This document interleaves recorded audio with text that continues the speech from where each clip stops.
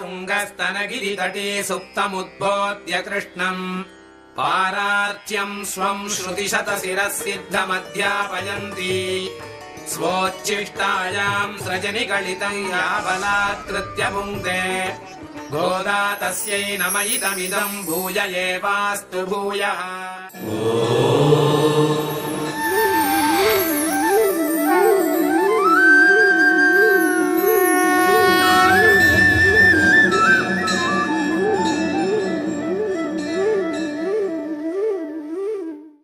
ఓం నమో వెంకటేశాయ.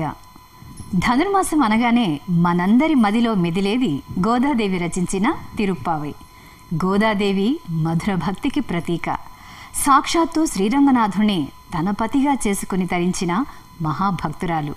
శ్రీరంగనాథుని తన నాథుడిగా చేసుకునేందుకు ధనుర్మాస వ్రతాన్ని ఆచరించి 30 రోజుల పాటు 30 పాసురాలతో అలౌకికమైన జ్ఞానాన్ని అందించిన శ్రీ గోదాదేవి అమ్మవారిని ఈ మార్గశిర మాసాన స్మరించడం ముక్తిదాయకం. భూదేవి అంశగా శ్రీవిల్లిపుత్తూరులో అవతరించిన ఆండాళ్ తల్లి ఉపనిషత్సారంగా తిరుప్పావై దివ్య ప్రబంధాన్ని భక్త లోకానికి అందించింది. మార్గశిర మాసంలో నోము నోచి భగవంతుని చేరే మార్గాన్ని ఆచరించి చూపించింది శ్రీ గోదాదేవి అమ్మవారు. ఈ ధనుర్మాసం సందర్భంగా తిరుప్పావై దివ్య ప్రబంధ సారాన్ని రంగవల్లిక, గానం, నృత్యం, ప్రవచనం, స్తుతి రూపంలో సభక్తిపూర్వకంగా మీకు అందిస్తోంది మీ శ్రీ వెంకటేశ్వర భక్తి ఛానల్. వీక్షించండి, తరించండి.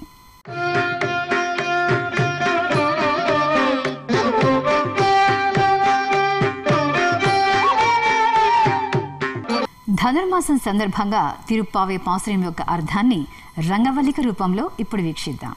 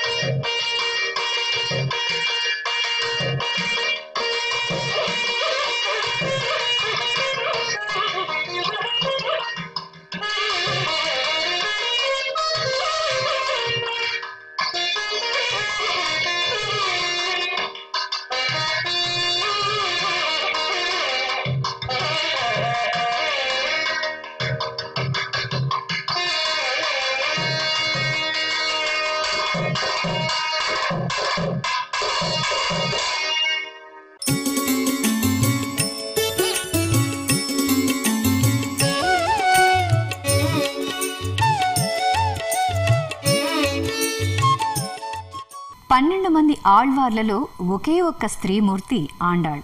ఆమె రచించిన పాసురాన్ని విద్యార్థులకు నేర్పుతున్న శ్రీమాన్ లక్ష్మీ నరసింహన్ గారి ద్వారా మనము నేర్చుకుందాం. శ్రీవిల్లి పుత్తూరు అనే ఊరిలో విష్ణుచిత్తులు అనే పేరుగల ఒక భక్తుడుండేవారు.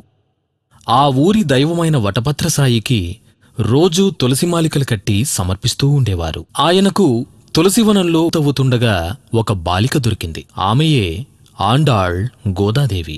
జనకునికి సీతాదేవి దొరికినట్లుగా తనకు దొరికిన ఈ బాలికను విష్ణుచిత్తులు గోదై అని పిలిచి అల్లారుముద్దుగా పెంచసాగారు.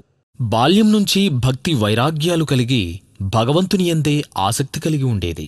కృష్ణుడినే వివాహం చేసుకునవలెనని సంకల్పించింది. ఆ కోరిక తీరాలంటే పూర్వం గోపికలు కాత్యాయని వ్రతం చేశారని పెద్దల వలన తెలుసుకుని తాను కూడా మార్గశీర్ష స్నానరూపమగు ధనుర్మాస వ్రతమును ఆచరించింది. అదియే 30 పాసురాలతో కూడిన తిరుప్పావై దివ్య ప్రబంధం. తాను ఆ వ్రతమును ఆచరించి మనము కూడా భగవంతుని పొందాలనే కోరికతో గోదాదేవి మనకు అందించిన గ్రంథం ఈ తిరుప్పావై, అనగా శ్రీవ్రతం. తిరు అనగా శ్రీ, పావై అనగా వ్రతం, శ్రీప్రదమైన వ్రతం. ధనుర్మాసంలో ఉపనిషత్సారమైన ఈ తిరుప్పావైని గానం చేస్తే సకల ఐశ్వర్యాలు సిద్ధిస్తాయి. ఈరోజు పాసురాన్ని నేర్చుకుందాం. ఓంగి ఉలహళంద ఉత్తమన్ పేర్ పాడి நாங்கள் நம்பாவைக்கு சாற்றி நீராடினாள் தீங்கின்றி நாடெல்லாம் திங்கள் மும்மாரி பெழுது பூம் குவளை போதில் பொறிவண்டு கண்படுப்பா தேங்காதே புக்கிரிந்து சீர்த்த முலை பற்றி வாங்க நீங்காத செல்வம் நிறைந்து ஏலோர் எம்பாவாய். ஆண்டாள் திருவடிகளே శరణం. ఈ ధనుర్మాస వ్రతాన్ని ఆచరిస్తే దేశమంతా సుఖశాంతులతో సుభిక్షంగా ఉంటుందని చెప్తోంది గోదాదేవి 3వ పాసురంలో. లోకమంతా కొలిచిన త్రివిక్రముని పాడుదాం. ఈ వ్రతాన్ని ఆచరిస్తే దేశమంతా నెలకు 3 వానలు పడి ఈతిబాధలు లేక సుఖంగా ఉంటారు. చేనులు తుళ్ళిపడుతుండగా, కలువ పువ్వులో అందమైన తుమ్మెదలు నిద్రిస్తుండగా వరి పైరు ఆకాశం వరకు పెరిగి సస్యశ్యామలమవుతుంది. పొదుగు వద్ద కుండలు పెట్టిన వెంటనే పాలతో నిండేటట్టుగా పాడి పెరుగుతుంది. రండి, స్నానం చేసి వ్రతాన్ని ఆచరిద్దాం.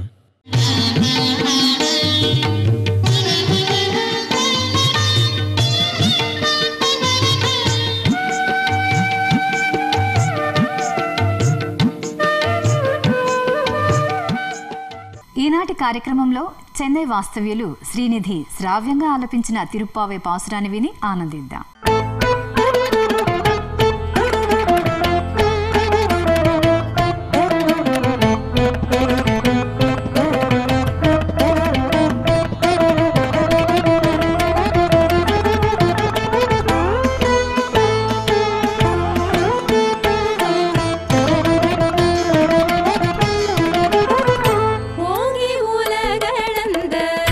உத்தமன் பேர் பாடி நாங்கள் நம்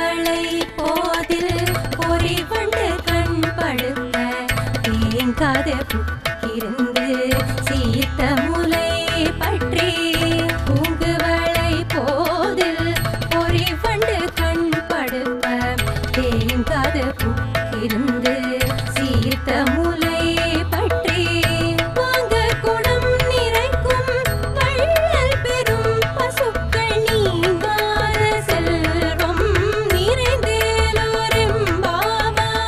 வாங்க குடம் நிறைக்கும் வள்ளல் பெரும் பசுக்கள் நீங்காத செல்வம்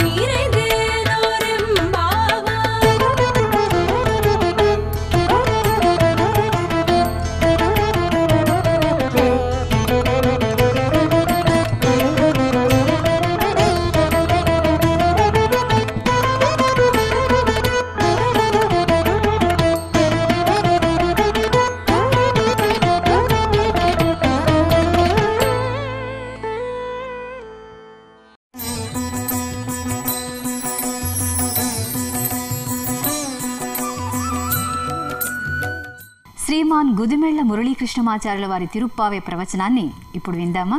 కర్కటే పూర్వ ఫల్గున్యాం తులసీకాననోద్భవాం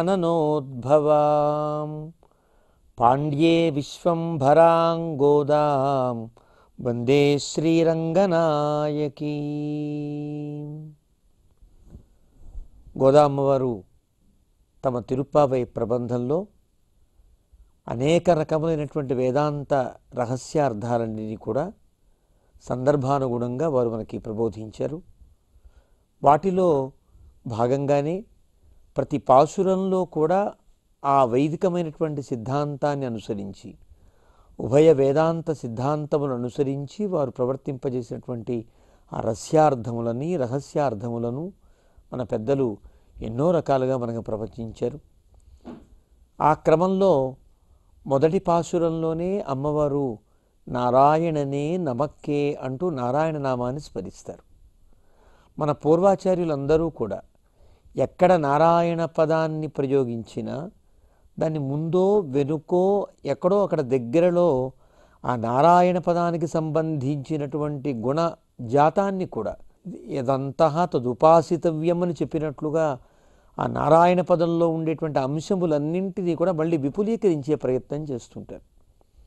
ఆ పద్ధతిలోనే మొదటి పాసురంలో నారాయణ నామాన్ని స్మరించి రెండవ పాసురంలో పయ్యెత్తుయిన్న పరమ నడిపాడి అంటూ క్షీరాబ్ధినాథుడు అయినటువంటి వ్యూహావతారాన్ని కీర్తించింది అమ్మవారు. ఒక క్రమాన్ని, ఒక కోణాన్ని కనుక పరిశీలిస్తే పరవ్యూహ ఒక క్రమంలో వస్తున్నాయి. రెండవది నారాయణ నామాన్ని చెప్పిన తరువాత అందులో ఉండేటువంటి రక్షణ అధ్యవసాయాన్ని రక్షిద్దామనేటువంటి భగవంతునికి ఉండే ఒక తహతహ ఏదైతే ఉన్నదో, ఎప్పుడు ఎవరు పిలుస్తారా రక్షిద్దాం వెళ్ళి అన్నట్లుగా ఆ పిలిచేవాడు ఆర్తనాదాన్ని విని వెంటనే పరిగెత్తడానికి వీలుగా అన్నట్లుగా మనకి క్షీరాబ్ధిలో తాను వ్యూహాన్ని ధరించి ఉన్నారు. అక్కడ నుండే భూదేవికి కష్టం కలిగినా, దేవతలకు కష్టం కలిగినా, ఋషులకు కష్టం కలిగినా తన వ్యూహము నుండి వాసుదేవ, సంకర్షణ, ప్రద్యుమ్న లాంటి అనిరుద్ధ వంటి వ్యూహముల ద్వారా అవతారములను పంపించి అప్పటికప్పుడు గ్లానిని తొలగిస్తూ ఉంటారనేది మనకి పౌరాణికమైనటువంటి సిద్ధాంతం. చూచినప్పుడు ఈ రెండవ పాసురంలోనే భగవంతుడికి ఉండే రక్షణలో ఉండేటువంటి త్వరని, సర్వజ్ఞత్వాన్ని, స్వామిత్వాన్ని, ఈ గుణజాతమంతా కూడా రెండవ పాసురంలో మనం అనుసంధానం చేసుకునేటట్లుగా అమ్మవారు పరమన్ అంటూ ఒక నామాన్ని మనకు అనుగ్రహిస్తారు. ఈ మూడవ పాసురంలో ఆ నారములు అనేటువంటివేవో వాటిని ఎట్లా వ్యాపించి ఉంటాడో పరమాత్మ, అంతర్బహిశ్చ తత్సర్వం వ్యాప్య నారాయణ స్థిత అని కదా వేదం చెప్పింది. ఆ అంతర్బహిర్వ్యాప్తి ఎలాంటిదో, ఏ అవతారము ద్వారా తాను నిర్వర్తించి మళ్ళీ మనకు ఒక దర్శనంగా చూపించాడో ఆ అవతారాన్ని కీర్తిస్తూ ఈ పాసురాన్ని మనకి అనుగ్రహిస్తున్నారు అమ్మవారు. ఈ పరవ్యూహ అనేటువంటి క్రమాన్ని చూస్తున్నప్పుడు విభవావతారంగా వామనావతారాన్ని స్వీకరిస్తారు. గోదామ్మవారి యొక్క చతుస్సులోకి మనం గమనించినప్పుడు అందులో వైదిక విష్ణుచిత్త తనయాం గోదాం ఉదారాంస్తు మహా అని అంటారు. వైదిక విష్ణుచిత్త తనయ ఈవిడ, వీరు ఎక్కడ పెరిగారంటే పెరియాళ్వార్ల సన్నిధిలో పెరిగారు. పెరియాళ్వార్లకి ఆ వనంలో, పూలవనంలో, తులసి వనంలో తులసి యొక్క మొక్క దగ్గర ఈమె చిన్న పిల్లగా దొరికింది కదా. తులసి కాననోద్భూత అని పేరు ఆవిడికి. తులసి ఎలాగైతే ఆపాదమస్తకము ఒక సురభిళ గంధంతో ఉంటుందో, సురభిళంగా ఉంటుందో, గోదామ్మవారు కూడా అట్లాగే పెరిగారు. ఆవిడలో మాటలో ఒక అందం, ఒక గంధం, ఆవిడ చందంలో ఒక అందమైనటువంటి ఒక సుగంధం, ఇలాగ ప్రతి మాట కూడా భగవత్పరమై, ప్రతి చేష్ట భగవత్ కైంకర్యమై సాగినటువంటి ఒక గొప్ప పెంపకంలో ఆవిడ పెరిగింది. కాబట్టి వైదిక విష్ణు చిత్తతనయ. ఆయన సామాన్యులు కారు కదా. గురుముఖం అనధీత్య ప్రాహ వేదాన్ అశేషాన్. వేదములను, వేదాంతములన్నింటినీ కూడా ఒక సభలో ప్రపంచించి ఒక సమ్మానాన్ని పొందిన మహానుభావుడు ఆయన. పరతత్వ నిర్ణయం చేసినటువంటి పెద్ద ఆళ్వారుగా పరిగణించబడేటువంటి మహానుభావులు. మంగళాశాసన పరులు ఇలా ఉండాలి, మంగళాశాసనాన్ని ఇలా చెయ్యాలి అని లోకానికి అందించిన మహానుభావుడు. మంగళాశాసనத்தில் మత్తుళ్ళ ఆళ్వారగల్ తంగళార్వ తళబుధానన్ని పొంగుం పరివారే విల్లిపుత్తూర్ పట్టరభిరాన్ పెత్తాన్ అంటారు. అలాగా పెద్ద ఆళ్వారుగా, పెరియ ఆళ్వారులుగా కీర్తించబడ్డ విష్ణు చిత్తుల వారి సన్నిధిలో పెరిగింది, వారి పెంపకంలో పెరిగింది. కాబట్టి వైదికమైన ధర్మములన్నీ, వేదాంత రహస్యములన్నీ కూడా ఇవిడికి కరతలామలకంగా ఉన్నాయి, కరబదర సమానంగా ఉన్నాయి. అందువల్లనే ఈ తల్లి కీర్తిస్తున్న సమయంలోనే 3వ పాసురంలో వామనమూర్తిని కీర్తిస్తారు. ఎందుకు వామనమూర్తిని కీర్తించారంటే, విభవావతారములలో, భగవంతుని అవతారములలో వేదము ప్రముఖంగా ప్రస్ఫుటంగా చెప్పిన ఒకే ఒక్క అవతారం వామనావతారం. వామనావతారాన్ని కీర్తించని విష్ణు మంత్రం మనకి వేదంలో కనిపించదు. అది ఏ వేదమైనా సరే. ఆ వేదంలో విష్ణు క్రమాన్ క్రమతే అని ఒక దగ్గర, త్రీణి పదా విచక్రమే ఒక దగ్గర, ఇదం విష్ణుర్ విచక్రమే ఒక దగ్గర, ఇలా ఎక్కడ చూచినా వామనావతార ప్రస్తావనతో కూడిన విష్ణు సంకీర్తనం తప్ప వేదం మరొకటి చేయదు. ఈ వేద రహస్యం తెలిసినవారు కాబట్టి, వైదిక విష్ణు చిత్తతనయ కాబట్టి ఈ అమ్మవారు కూడా ఈ పాసురంలో వామనావతారాన్ని కీర్తిస్తారు. వామనావతారం ఎంత గొప్పది, ఎంత అద్భుతమైనది, ఎంత ఉత్తమమైనదో ఈ పాసురంలో చెబుతారు. తనకి బలిచక్రవర్తి దగ్గర నుండి మళ్ళీ త్రైలోక్యాధిపత్యాన్ని స్వీకరించి తన ఆశ్రితుడైనటువంటి ఇంద్రుడికి అప్పచెప్పాలి. ఈ అవతారంలో ఎన్నెన్ని కృత్యములు తాను చేస్తారో పెద్దలు చాలా ఈ అవతారాన్ని పొగుడుతూ పొంగిపోతారు. ఒక దంపతులకి కుమారుడుగా పుడతానన్న వరము తీరుస్తారు. దేవేంద్రుడికి తమ్ముడుగా పుట్టి దేవేంద్రుడి యొక్క కోరిక తీరుస్తారు. దేవేంద్రుడు పోగొట్టుకున్న త్రైలోక్యాధిపత్యాన్ని తనకి మళ్ళీ ఇవ్వడం కోసమని, మళ్ళీ ఆ త్రైలోక్యాధిపత్యాన్ని పొందడం కోసం మళ్ళీ అవతారాన్ని ఉపయోగిస్తారు. ఉపయోగించడంలో ఏదో యుద్ధం చేసి విష్ణు క్రమాన్ క్రమతే, ఆయన విష్ణుమూర్తిగా ఉండి యుద్ధము చేసి విష్ణుముఖావై దేవాఛందోభిరిమాన్ లోకాననపజీయమభ్యజయన్ వేదం చెప్పిందే. విష్ణువు యుద్ధానికి వెళ్ళి వాడిని జయించి ఆ రాక్షసుడి ద్వారా మళ్ళీ ఆ త్రైలోక్యాధిపత్యాన్ని పొందవచ్చును కదా, అలా పొందల. కారణం బలిచక్రవర్తి ప్రహ్లాదునికి మనుమడు. ప్రహ్లాదుడు అంటే తనకు అమిత ప్రేమపాత్రుడైనటువంటి వ్యక్తి, ప్రీతిపాత్రమైనటువంటి వాడు కదా, భాగవతోత్తముడు కదా. ప్రహ్లాద నారద పరాశర అనే ప్రారంభంలోనే భాగవతోత్తములకి శీర్షస్థానంలో ఉన్నవాడుగా, ప్రాధాన్య స్థానాన్ని పొందినవాడుగా ప్రహ్లాదుడు ఉంటాడు. అలాంటి ప్రహ్లాదునికి మనుమడు ఈ బలిచక్రవర్తి. విష్ణుభక్తిని కూడా తాను పెంపొందించుకున్నవాడే, ఒక ధార్మికుడు, ఒక విష్ణుభక్తుడు. ఇన్ని గుణములు ఉన్నప్పటికీ కూడా త్రైలోక్యాధిపత్యాన్ని పొందాలనేటువంటి తనకు ఉండేటువంటి ధర్మాన్ని, క్షాత్రధర్మాన్ని అనుసరించి తాను జయించి త్రైలోక్యాధిపత్యాన్ని పొందారు. నిజానికి రాజ్యం వీరభోజ్యమని దేవేంద్రుడిని జయించాడు కాబట్టి బలిచక్రవర్తిదే రాజ్యం. కానీ అతను చేసిన పొరపాటు, భగవంతుడు దేవేంద్రుణ్ణి త్రిలోకాధిపతిగా ఉంచినప్పుడు ఈ త్రిలోకాధిపతి అయిన ఇంద్రుణ్ణి జయించుట అంటే భగవంతుని ఆజ్ఞను ఉల్లంఘించుటే అవుతుంది కదా. కాబట్టి చూద్దామా భక్తుడు, ఊరుకుందామా తను చేసిన పని అంత సమంజసమైన పని కాదు. పైగా ఆశ్రితుడైనటువంటి దేవేంద్రుడి కోరిక, ఈ త్రైలోక్యాధిపత్యాన్ని మళ్ళీ ఇంద్రుడికి అప్పజెపితే తప్ప గాడిలో పడదాయే త్రిలోక పరిపాలనం కూడా. కాబట్టి తాను దేనికి సిద్ధపడ్డాడంటే పొట్టివాడుగా, యాచకుడుగా కావడానికి కూడా సిద్ధపడ్డాడయ్యా. ఎంత గొప్పవాడు భగవంతుడు. ఎంత కృపాడు ఆయన. నిజానికి తగ్గిపోవడం కూడా గుణమేనా అండి? ఏడవడం కూడా ఒక గుణమేనా అంటే, మన కోసం మనం ఏడిస్తే దోషం, కానీ 10 మంది బాగు కోసం మనం గనక ఏడిచాము అంటే, మన ఏడుపు 10 మంది బాగుకి మేలు చేసింది అంటే ఆ ఏడుపు కూడా గుణమే కదా. రామాయణంలో రామచంద్రమూర్తిని కీర్తిస్తూ ఉండేటువంటి సన్నివేశంలో వ్యసనేషు మనుష్యాణం భృశంభవతి దుఃఖిత అంటాడు వాల్మీకి. ఒకసారి పరాశర భట్రవారిని నంజీయర్ వారు అడిగారట, స్వామి రామచంద్రమూర్తి శోకించడం కూడా గుణమే అవుతుందా? ఇది మీరు గుణంగా ఎలా చెప్తున్నారు అని అడిగారట. పరాశర భట్రవారు అన్నారట, ఈ బాధపడుతున్నాడనేటువంటి మాట గుణ ప్రకరణంలో ఉందా, దోష ప్రకరణంలో ఉన్నదా? అయోధ్య ప్రజలంతా కూడా రామచంద్రమూర్తిని అద్భుతంగా కీర్తిస్తున్న ప్రకరణంలోనే కదా ఉన్నది. అంటే మా అందరి బాగు కోసం, మా అందరి సుఖం కోసం తాను శోకిస్తాడయ్యా. మాకేదైనా కష్టం కలిగితే మాకంటే ఎక్కువ శోకిస్తాడు రామచంద్రమూర్తి. మాకు ఇంత ఆనందం కలిగితే తనకు ఎంతో ఆనందం కలిగినట్టుగా భావిస్తాడు. పితేవ పరితుష్యతి అని అంటారే, రామచంద్రమూర్తిగా ఉన్నటువంటి అవతారంలో, విభవావతారంలో ఉండేటువంటి గుణమును చెప్పారు. ఆ చెప్పిన సమయంలో కూడా రామచంద్రమూర్తి బాధపడుట కూడా గుణంలోకి వస్తుంది అని చెప్పినట్లుగానే, బలిచక్రవర్తి దగ్గర నుండి రాజ్యాన్ని సంపాదించి మళ్ళీ దేవేంద్రుడికి ఇవ్వడం కోసం తాను యాచకుడై నిలబడ్డాడు.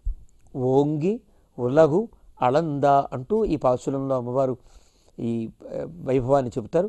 ముందుగా పాసురాన్ని అనుసంధానం చేద్దాం.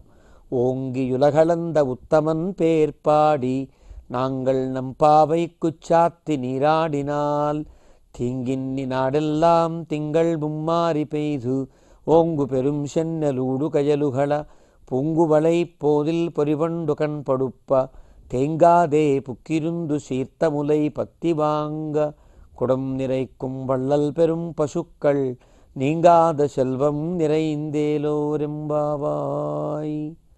ఓంగి ఉలగు అళంద ఉత్తమన్ పేర్పాడి, ఓంగి పెరిగి, ఉలగు లోకములను, అళంద కొలిచిన, ఉత్తమన్ ఉత్తముడైన స్వామి యొక్క నామాన్ని పేర్పాడి కీర్తించి అని అర్థం.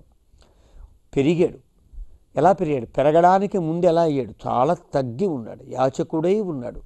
యాచన చేయడం ఎంత తేలికయ్యా.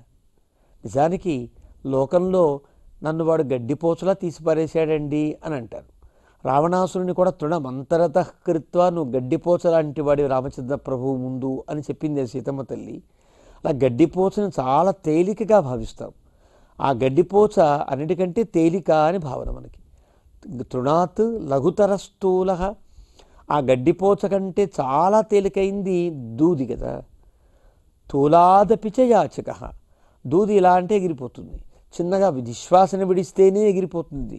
అది తృణం కంటే, గడ్డి కంటే తేలికైనది ఎగిరిపోయేది తూలం. ఆ దూది కంటే తేలికైన వాడు యాచకుడు. ఒక్కసారి అమ్మా ఏదైనా దానం చేయండి అంటే పో అవతల పో అంటాం. ఎంత అవమానకరంగా మాట్లాడేస్తాం, ఎంత తేలికగా తీసిపారేస్తాం. తృణా లఘుతర స్థూల తూలాదపిచ యాచక కిం వాయునాననీతోసౌ. మరి ఎందుకండి గాలేస్తే గడ్డి ఎగిరిపోతోంది, దూది ఎగిరిపోతోంది, యాచకుడు ఎగిరిపోవడం లేదే అని అడిగాడు ఒక చమత్కారంగా.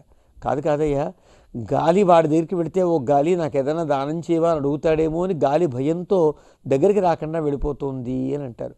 అంత నీచమైనటువంటి ఉండేటువంటి స్థితి యాచక వృత్తి కదా. ఆ యాచక వృత్తిని పొందడానికి కూడా ఏమాత్రం వెనుకంజ వేయకుండా తాను ఉండి 3 లోకములను కూడా తాను స్వాధీనపరుచుకున్నాడు. కస్త్వం బ్రహ్మన్న పూర్వ అడిగాడు. ఎవరు నువ్వు అని అడిగాడు బలిచక్రవర్తి. అపూర్వ, ఇంతకుముందు లేనివాణ్ణి, అయితే ఉన్నవా అపూర్వుణ్ణి అని చెప్పాడు ఆయన. క్వచతే వసతి, ఎక్కడ ఉంటావయ్యా? యాఖిలా బ్రహ్మసృష్టి, బ్రహ్మసృష్టి ఎంతవరకు ఉందో అంతటా ఉంటా, అంతటా వ్యాపించి ఉంటారని కదా అర్థం. సరే, ఎవరి నీకు కస్తే త్రాత, నీకు రక్షించేవాడెవడు నిన్ను? అనాథ, నేను నాథుడు లేనివాడినయ్యా, అనాథని అని చెప్పాడు. క్వచ పితరవు, ఎక్కడ నీ తల్లిదండ్రులు? తాంచ నైవతాంతంచ స్మరామి, వాళ్ళిద్దరినీ నేను ఎరగనయ్యా అన్నాడు. నీకేం కావాలి? 3 అడుగుల నేల. అత్యల్పం కదా, కొద్దిగా అడుగుతున్నావు కదంటే అదే నాకు 3 లోకాలతో సమానం. ఎక్కడ అబద్ధం ఆడలేదండి. ఏం కావాలి అంటే 3 అడుగుల నేల కావాలి అని అడిగాడు. అదే కొద్దిగా అడుగుతున్నావయ్యా, ఇంకా చాలా ఎక్కువ తీసుకో అన్నాడు. అక్కర్లేదయ్యా, నువ్విచ్చే 3 అడుగులు నాకు 3 లోకములతో సమానం, త్రైలోక్యం భావగర్భం అని అంటారు. తన భావంలో ఇవే 3 లోకాలు సమానము అని అంటే బలిచక్రవర్తికి ఏమర్థం అవుతుంది కనుక అలా ఉన్నవాడు కాస్త ఎప్పుడైతే దానాన్ని స్వీకరించాడో ఓంగి పెరిగాడు. ఎలా పెరిగాడో, ఎంతగా పెరిగాడో, ఎలా పెరిగాడో కూడా మనకి పోతన గారు చాలా అందంగా చెప్తారు. సూర్యబింబాన్ని ఒక కొలమానం చేసుకుని రవిబింబం ఉపమింప పాత్రము ఛత్రమై అంటూ చాలా అద్భుతంగా కీర్తిస్తారు. ఆ కీర్తనలో భాగంగా ఆ ఓంగి ఉలగు అళంద లోకములన్నింటినీ కొలిచాడు. అలాంటి ఉత్తముని యొక్క పేరు పాడి ఆ పాడిన తర్వాత నాంగళ్ నంపావైక్కు చాత్తి నీరాడినాడు, మా యొక్క వ్రతమునకు కావలసిన నీరు కావాలయ్యా, స్నానం చేయాలి, స్నానం చేసేటట్లుగా అనుగ్రహించవా అని అడుగుతారు. తీంగిన్ని నాడెల్లాం తింగళ్ ముమ్మారి పెయ్దు, లోకమంతా కూడా నెలకు 3 వానలు పడేటట్టుగా ఉండాలి, సస్యశ్యామలంగా ఉండాలి. తీంగిన్ని నాడెల్లాం తింగళ్ ముమ్మారి పెయ్దు, ఓంగు పెరుం శెన్నెలూడు కయలుగళ. ఆ వర్షం వల్ల, ఆ వానల వల్ల పంట పొలాలలో నీరు నిండి వరికంకులకు మధ్యన ఉండే నీటిలోంచి ఆ ప్రక్క నుంచి చేపలు అలా ఎగురుతున్నట్లుగా ఒక కొండ మీద నుంచి ఒక కొండాకారంలో ఎగురుతున్నట్టుగా ఆ ప్రక్కకి ఈ ప్రక్కకి త్రుళ్ళి పడుతున్నట్టుగా సమృద్ధిగా జల సమృద్ధి లోకంలో కలగాలయ్యా. అంటే పంట పెరగాలి, పాడి పంటలు 2 పెరగాలని అమ్మవారి యొక్క ఆంతర్యం. ఈ ఈ దేశమంతా బాగుపడాలంటే ఏమిటి? పాడి పెరగాలి, పంట బాగుండాలి. పాడి పంటలు బాగుంటే మన దేశం బాగుంటుందని చెప్పడానికి వీలుగా లూడు కయలుగళ ఊంగువళై పూంగువళై పోదిల్ పొరివండు కణపడుప్ప తేంగాదే పుక్కిరుందు శీర్తములై పత్తివాంగ. ఎప్పుడైతే ఇలా త్రుళ్ళి పడుతున్న చేపలతో పొలాలన్నీ జలసమృద్ధిగా నిండి ఉంటాయో మంచి పంట పండుతుందయ్యా. దేశంలో వాళ్ళంతా సుఖిస్తారు, చక్కటి ఆహారం దొరుకుతుంది వాళ్ళకి. కలువ పువ్వులలో 9 మత్తెక్కి హాయిగా నిద్రిస్తాయి, ఎవరికి ఎలాంటి చీకు చింత ఉండదే. అంతేనా, పాల దగ్గరికని పాలు పితకడానికని ఆవుల దగ్గరికి వెళ్ళి పొదుగు పట్టుకుంటే కుండలు నిండిపోయేంతగా వళ్ళల్ పెరుం పశుక్కల్ నీంగాద సెల్వం. అంత గొప్ప ఐశ్వర్యం పెరగాలి అంటే ఆవుల ద్వారా పాడి పెరగాలి, రైతు ద్వారా పంటలు పండాలి.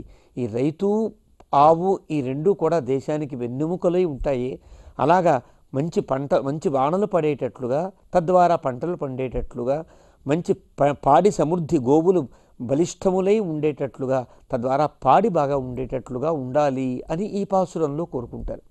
అంటే అమ్మవారు వ్రతాన్ని చేస్తూ ఏం కావాలి అని ఫలాన్ని కోరారు అంటే, ఓ లోకములను పెరిగి లోకాలను కొలిచిన పెద్దస్వామి ఉత్తముడా అని పిలుస్తారు. ఉత్తమత్వం దేనివల్ల సాధిస్తుంది? ఉత్తముడు ఎలాంటి వాడు అవుతాడు? ఉత్తమ పురుషస్త్వన్య పరమాత్మా ఇత్యుదాహృత. పరమాత్మకి ఉత్తముడని కదా పేరు. ఆ ఉత్తముడు అనంటే అందరిలో ఉతు తరహ ఉతు తమహ, తరతమ ప్రచయంలో తమ ప్రచయం అందరికంటే పైనవాడు, అందరికంటే గొప్పవాడు అని చెప్పినట్లు. ఎలాగైతే పరమహ అని గతంలో 2వ పాసురంలో ఒక నామాన్ని కీర్తించారో అమ్మవారు పరమన్ అడిపాడి అన్నారో, ఇక్కడ ఉత్తమన్ పేరు పాడి, అక్కడ పరముడైనటువంటి పరమాత్మ యొక్క శ్రీపాదాలను పాడి, ఇక్కడ ఉత్తముడైనటువంటి పరమాత్మ యొక్క పేరు నామాన్ని కీర్తించి, ఉత్తమ నామాన్ని కీర్తిస్తే ఏమొస్తుంది? మనం ఉత్తములుగా ఎదుగుతాం. ఎవరు దేనిని ఉపాసన చేస్తారో ఆ ఉపాసన ఫలితం వల్ల ఆ గుణజాతమే వీడిలో కూడా కలుగుతుంది. ఉత్తముడిలా భగవంతుని కీర్తిస్తాం. ఉత్తముడంటే ఎవరు? ఎవరైతే లోకంలో ఉండేటువంటి వ్యక్తి యొక్క, ఒక ఎదుటి వ్యక్తి యొక్క కష్టాన్ని గుర్తించి వారు అడక్కపోయినా తద్దానం సాత్వికం స్మృతం దీయతే అనుపకారిడి, వాడి వల్ల ప్రయోజనాన్ని ఆశించకుండా వాడికి ఏదన్నా ఇస్తే వాడు బాగుపడతాడు అని ఒక సద్బుద్ధితో ఇచ్చే దానము కదా ఉత్తమమైనటువంటి దానం అనబడుతుంది. ఒకవేళ ఒక వ్యక్తి అడిగితే ఇవ్వడం మధ్యం అవుతుంది, అడిగినా ఇవ్వకపోవడం అధమం అవుతుంది. అడిగినా ఇవ్వకపోవడం లేదు కదా, వాడిని దూషించడం మరీ అధమాధం అవుతుంది. ఇది కదా ఉత్తమ లక్షణం అంటే. అనుపకారినే దీయతే, ఏమాత్రం ఉపకారం ఆశించకుండా అతనికి మేలు చేయుట. రామచంద్ర ప్రభు అదే కదా చేసి, కథంచిదుపకారేణ కృతేన ఏకేన తుష్యతి. ఏదో పొరపాటుగా వాడు ఏదో చేస్తే రాముడికి అది ఉపకారంగా పరిణమిస్తే అబ్బో నాకు ఎంత ఉపకారం చేశాడు ఇతను అని ఆ ఉపకారం చేసినట్లుగా తాననుకునే వ్యక్తికి తను ఇబ్బడి ముబ్బడిగా దానం చేసేవాడని కదా వాల్మీకి చెప్పాడు. ఆ రకంగా ఉత్తముడు అంటే ఎవరు అంటే ఎదుటి వ్యక్తి యొక్క కష్టాన్ని గుర్తించి అతనికి మేలు జరిగేటట్లుగా తాను అతనికి ఉపకరించగలిగిన వాడు కదా ఉత్తముడు అంటే. ఆ ఉత్తమత్వం కదా వామనావతారంలో మనకు కనిపిస్తుంది అంటూ వామనావతారాన్ని కీర్తించి తద్వారా ఓ స్వామి మా వ్రతము ఈ వ్రతాంగ స్నానము చేసేటట్లుగా చాత్తి నీరాడినాల్ మా వ్రతము సమృద్ధం సంపూర్ణమయ్యేటట్లుగా చక్కటి స్నానాన్ని కృప చేయవా, అంతేనా తీంగిన్ని నాడెల్లాం తింగళ్ ముమ్మారి పెయ్యదు 3 వానలు పడాలి, ఈ లోకమంతా సస్యశ్యామలంగా ఉండాలి, పాడి పంటలు పెరగాలి, ఈ సమృద్ధమై పాడి పంటలతో ఉండేటట్లుగా ఈ దేశం ఉండాలి అంటూ అమ్మవారు తమ యొక్క వ్రతంలో ఉండేటువంటి తమ కోరికని ఫలాన్ని ఏం ఫలమాశిస్తోంది అంటే అందరూ బాగుండాలి అందులో మేముండాలి అని అంటామే. అలా అందరూ బాగుంటే అందరూ మనం ఉన్నట్టే కదా. అందరము బాగుండేటట్టుగా ఈ వ్రతం మేము ఆచరిస్తాము అంటే మనిషికి గోదామ్మవారి యొక్క వ్రతంలో మనం 3 కోణాల్లో ఆలోచించాలి. ఒకటి వేదాంతార్థములను ప్రకటిస్తూ జీవుడైన వాడు ఏ రకమైనటువంటి ప్రపన్నతతో జీవించాలో చెప్పే ఒక కోణం. రెండవది ధర్మం తెలిసి ఎలా ప్రవర్తించాలో ఈ లోకంలో రెండవది.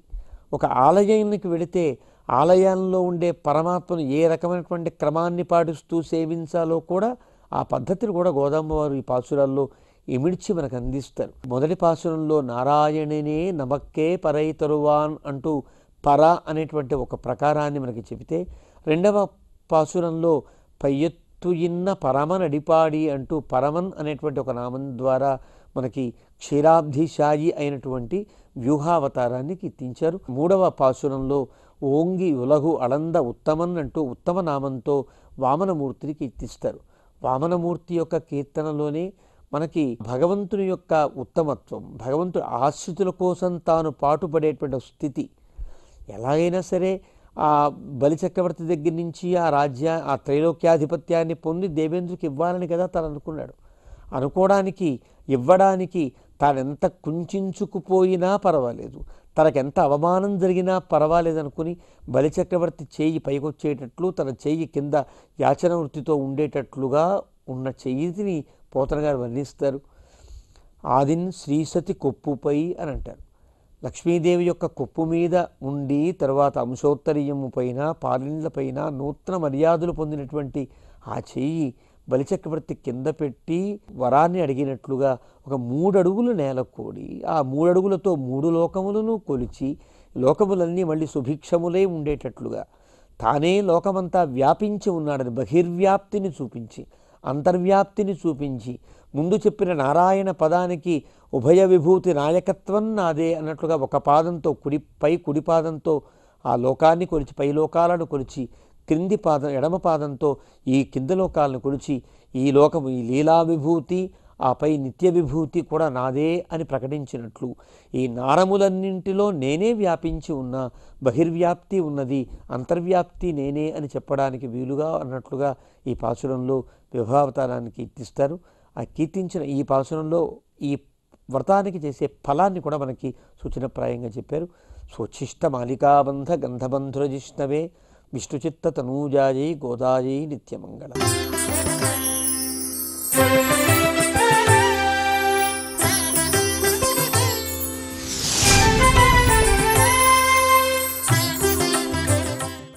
ఇప్పుడు తిరుప్పావై పాసుర వైభవాన్ని తెలిపే నృత్యాభినయాన్ని వీక్షిద్దాం.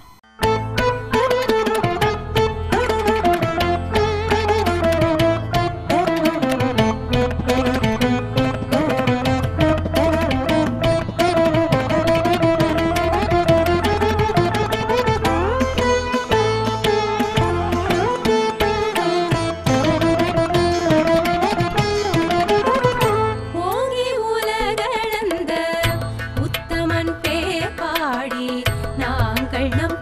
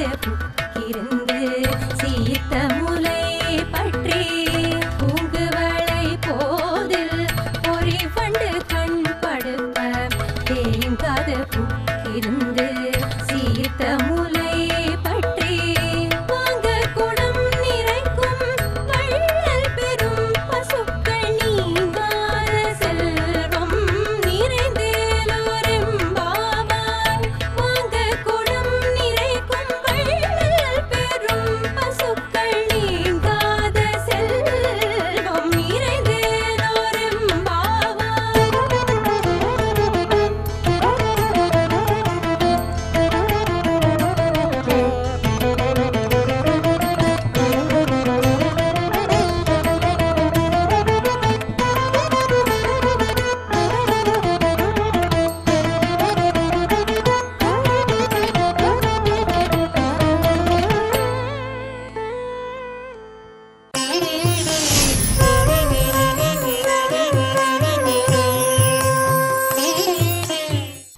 ఈనాటి తిరుప్పావై కార్యక్రమంలో శ్రీమతి టీకే చూడామణి గారు భక్తి భావంతో ఆలపించిన గోదాస్తుతిని విందాం.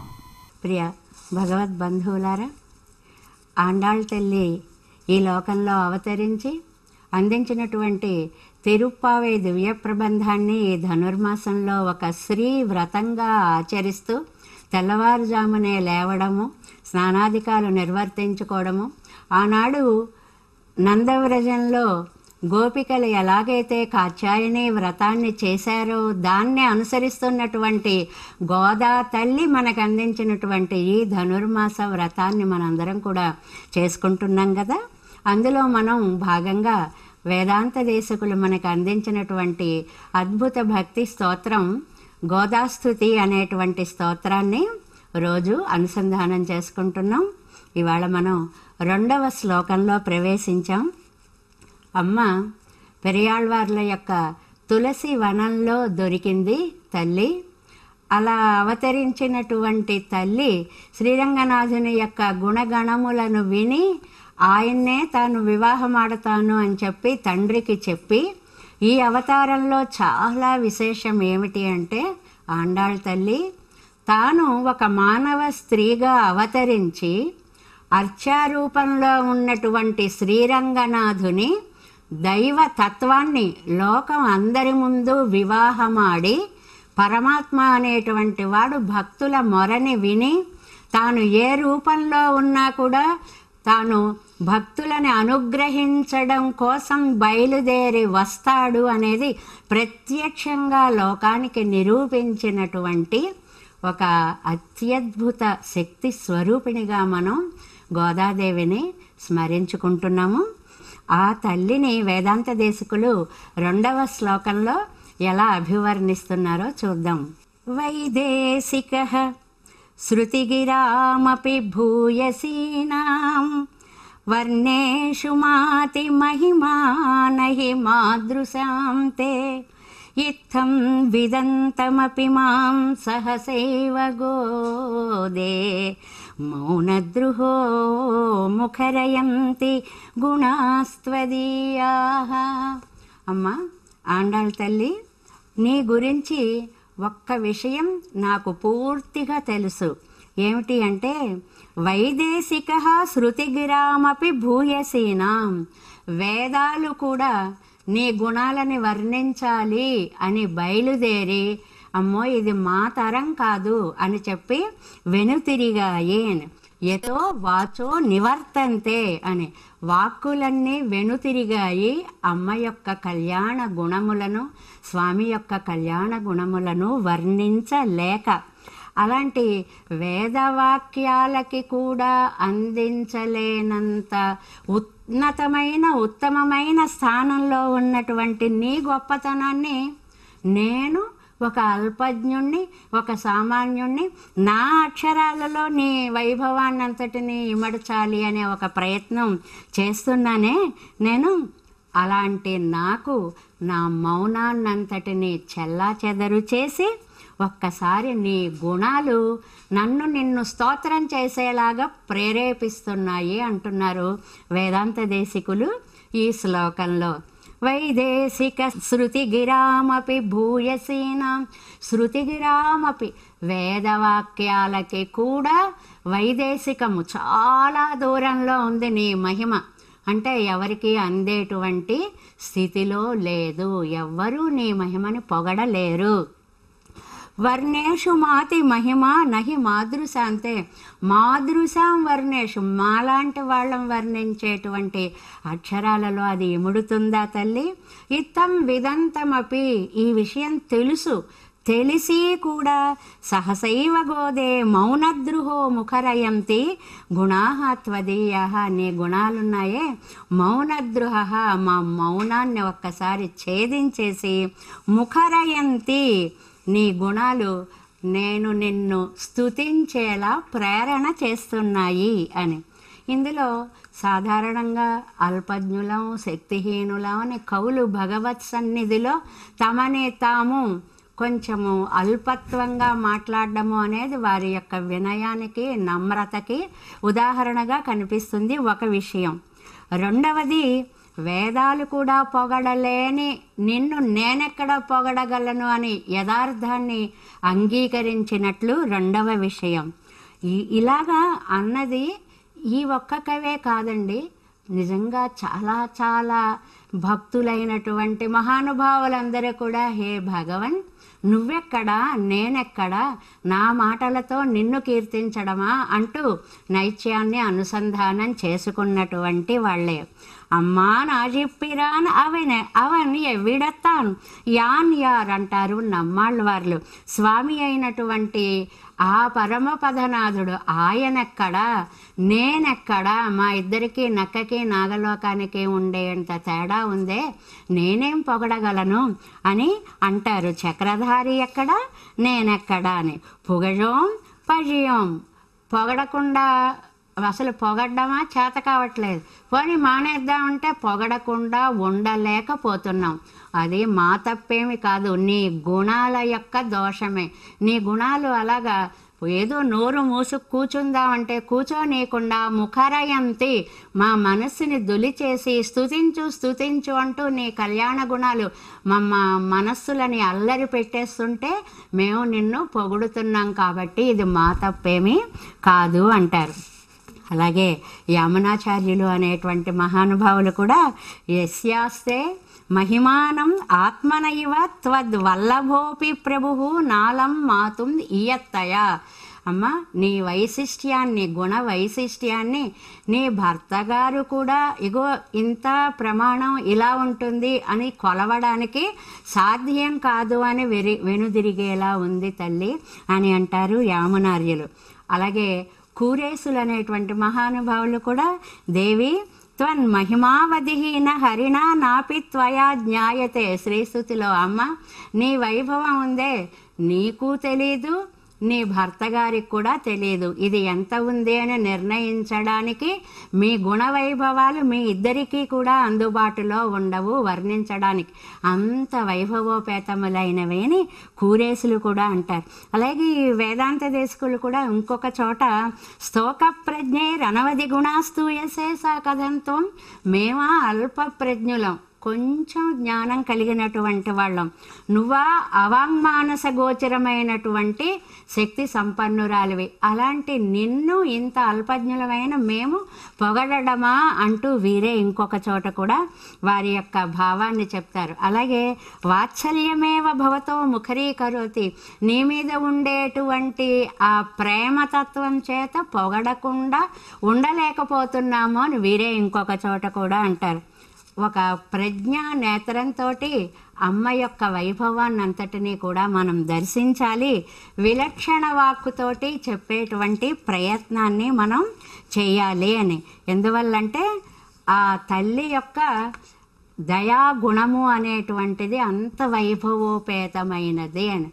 ఆవిడ దగ్గర ఉండగా మనం తండ్రిని గనక ఆశ్రయించాము అని అంటే ఇంకా ఆయన వల్ల మనకి ఏ విధమైనటువంటి భయము కలుగదు. ఆవిడ లేకుండా గనక మనం సేవించడానికి ప్రయత్నం చేస్తే క్షిపామి నేను తోసేస్తా నరకాల్లోకి అంటూ ఆయన భయపెట్టేస్తాడు. అదే తల్లి దగ్గర ఉండగా ఆశ్రయించామా. దానికి రామాయణంలో చక్కటి ఉదాహరణ చెప్తారు. ఒకే అమ్మని ఆశ్రయించి రావణాసురుడు నష్టపోయాడు, ఒకే రామచంద్రుణ్ణి కోరి శూర్పణఖ నష్టపోయింది. వారిద్దరూ ఉన్నప్పుడు అపరాధం చేసినా కూడా కాకాసురుడు క్షమించబడ్డాడు. అంటే శ్రీ లక్ష్మీ విశిష్టుడైనటువంటి నారాయణుణ్ణి సేవించినప్పుడే రక్షణ అనేటువంటిది, అభయము అనేటువంటిది లభిస్తుంది అనే సత్యాన్ని మనం అందరము కూడా అంగీకరించాలి అని అంటూ, వేదమాతకి కూడా అమ్మ యొక్క గుణాలు వర్ణించడం అనేది సాధ్యము కాదు. ఎందువల్ల అంటే అపారమైనటువంటిది, చాలా చెప్పలేనన్ని గుణ సంపద, అంత అనంత రాశిలాగా ఉన్నాయన్నమాట ఆ గుణాలన్నీ కూడా. అలాంటి గుణాలని పొగడడం వల్ల అది ప్రయత్నమే అవుతోంది తప్ప ఆ సముద్రంలోంచి ఎన్ని తీసినా ఇంకా ఊరుతూనే ఉన్నాయి అని. అలాంటి తల్లి యొక్క దయని మనం ఒక్కసారి సంభావించినప్పుడు, నీ దయకు కొరతేమీ లేదు, మాదు దౌర్భాగ్యమే మమ్మునున్న విడదీసే అంటారు ఒక మహాకవి. అంటే అమ్మ, ఇందులో నీ లోపం ఏమీ లేదు, మేము ఎప్పుడు ఏ పాపం చేసుకున్నామో దాని మూలంగా నీ దగ్గరికి మేము చేరలేకపోతున్నాము అనేది. ఎందువల్ల? లోకంలో తల్లి యొక్క స్థానము అంత పవిత్రమైనటువంటి స్థానము. ఎందువల్ల అంటే జన్మనిచ్చినటువంటి తల్లి ఆ సంతానము ఏమి చేసినా కూడా తాను ఓర్చుకొని క్షమించి వాళ్ళు పైకి రావాలి, వాళ్ళు దినదిన ప్రవర్ధమానులు అవ్వాలి అని కోరుకుంటుందే కానీ ఎట్టి పరిస్థితుల్లోనూ కూడా వాళ్ళకి చెడు జరగాలి అనేటువంటి ఆలోచన తల్లిలో ఉండనే ఉండదు. అలాగా ఆండాళ్ తల్లి మన్ని ఉద్ధరించడం కోసం అవతరించినటువంటి ఆ తల్లి ఉందే, ఆవిడ మనని ఒక్కసారిగా స్వామి దగ్గరికి తీసుకొని వెళ్ళి వీడిని మీరు రక్షించాలి అని చెప్పి రక్షించేదాకా పంతం పట్టి తన మాట నెరవేర్చుకుంటుంది అనేటువంటి ఆ మాతృ హృదయాన్ని వేదాంత దేశికులు ఇందులో మనకి చాలా స్పష్టం చేస్తున్నారు. అలాంటి తల్లి యొక్క వ్రతాన్ని మనం ఆనందంగా చేసుకుంటున్నాము. ఇలాంటి అవకాశం మనకి వచ్చినందుకు దీన్ని మనం సద్వినియోగం చేసుకుందాం. ఓం నమో వెంకటేశాయ. ధనుర్మాసం సందర్భంగా శ్రీ ఆండాళ్ అమ్మవారు భక్తలోకానికి అందించిన తిరుప్పావై దివ్య ప్రబంధ సారాన్ని రంగవల్లిక, గానం, నృత్యం, ప్రవచనం, స్తుతి రూపంలో భక్తుల స్వభావంతో వీక్షించారు కదా. ఈనాటి తిరుప్పావై కార్యక్రమం మిమ్మల్ని అలరించిందని ఆశిస్తూ రేపటి తిరుప్పావై కార్యక్రమంలో మళ్ళీ కలుద్దాం. ఆండాళ్ తిరువడిగళే శరణం.